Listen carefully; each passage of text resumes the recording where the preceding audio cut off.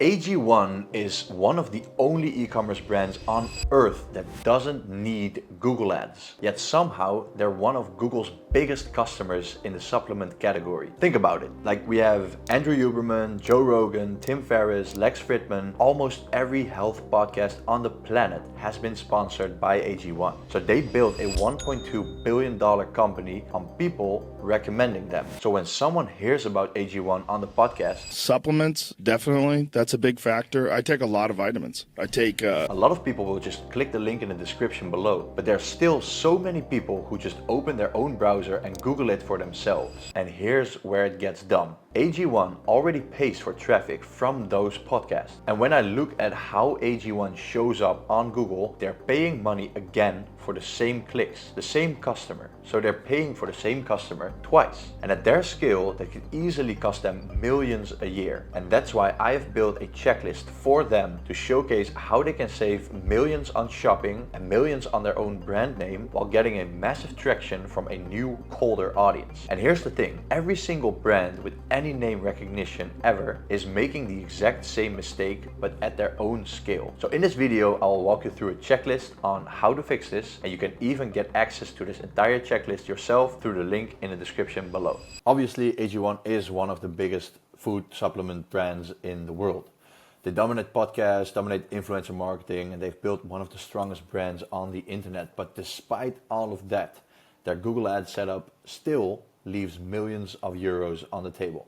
And in this breakdown, I will show you where AG1 is wasting budget, what opportunities they are missing, how they could unlock millions in extra revenue, and what we would do differently if we as a Google Ads agency would manage this account.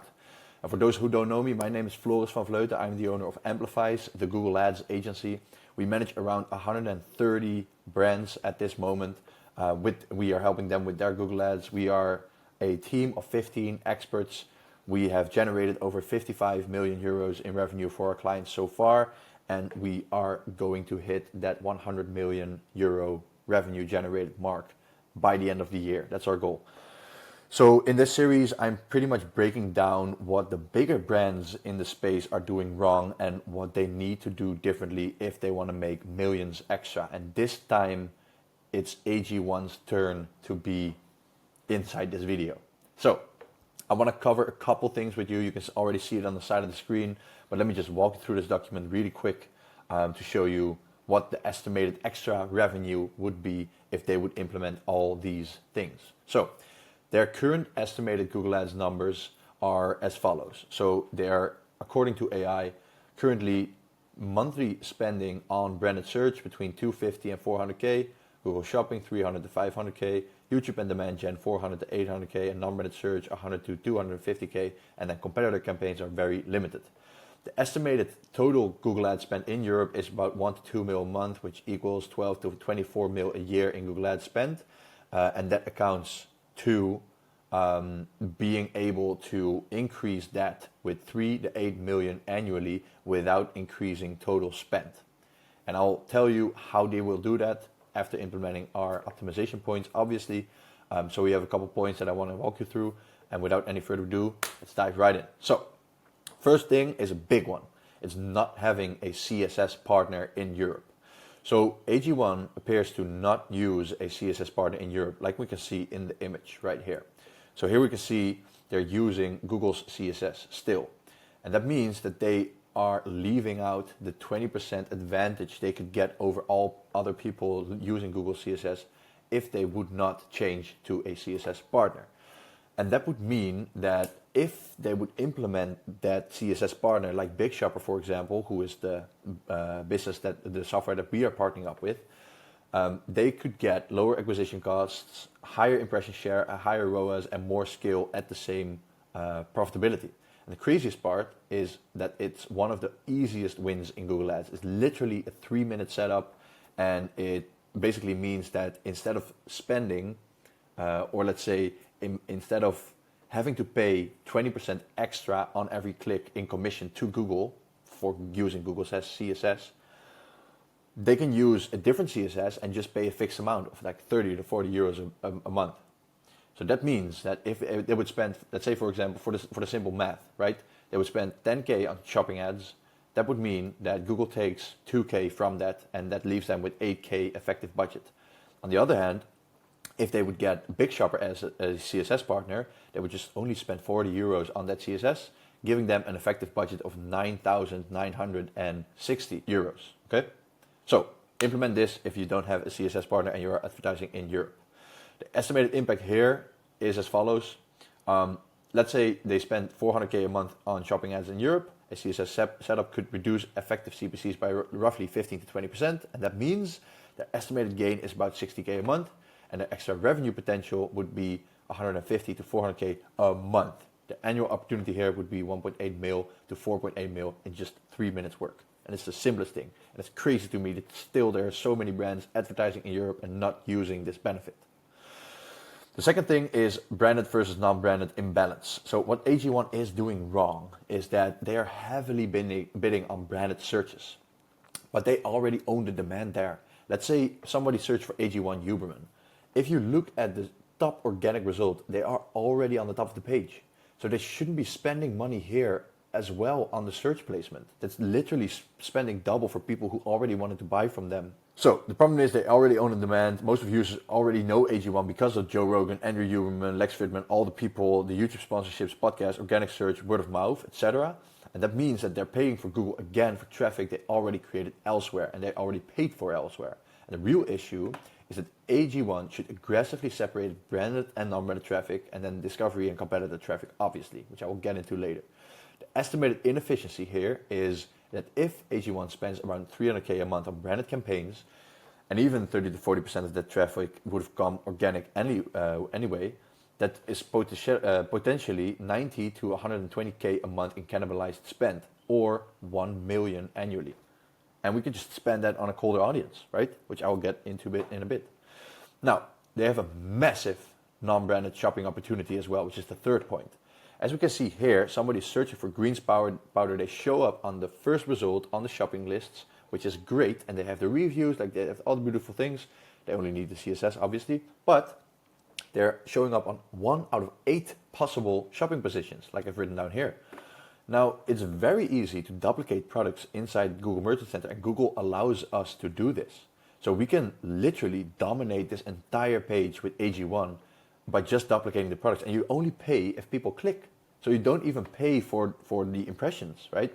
It doesn't really make sense for me that they only have one product, and also the image of this product doesn't make sense. You see, it's being cut off the wrong way. So they need to optimize that, get a higher CTR, get more coverage, more clicks, and they can just make way more money that way.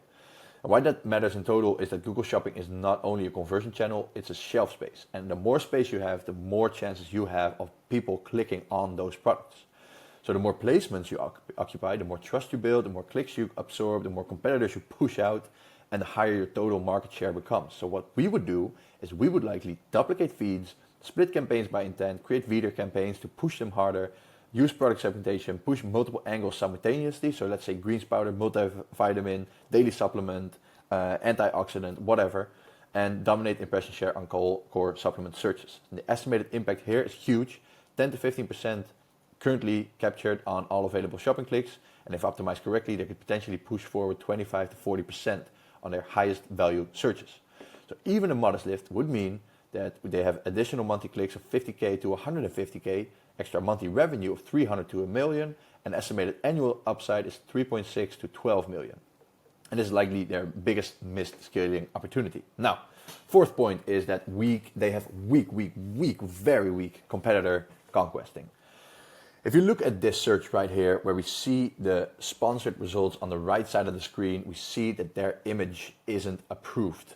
And AG1 should dominate their competitor intent. So when someone searches for Huel or Athletic Greens alternative, which is AG1, but funny enough, you want to show up on there, right? Greens powder, daily greens, super greens, everything.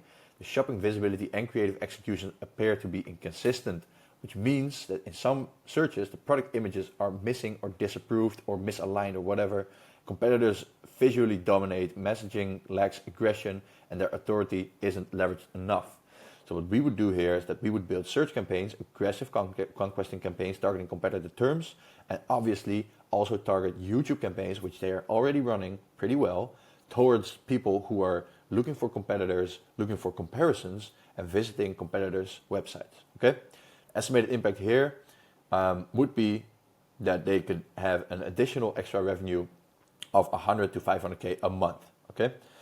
Now, if we would put all of this in a 90-day quick fix roadmap, we would have 3 phases. Phase one would be to fix the foundations in 3 weeks, implement CSS Partner in 3 minutes, separating branded and non-branded properly, improving shopping feed structure, fix image disapprovals and misalignments, improving the campaign segmentation, and setting up the competitor infrastructure.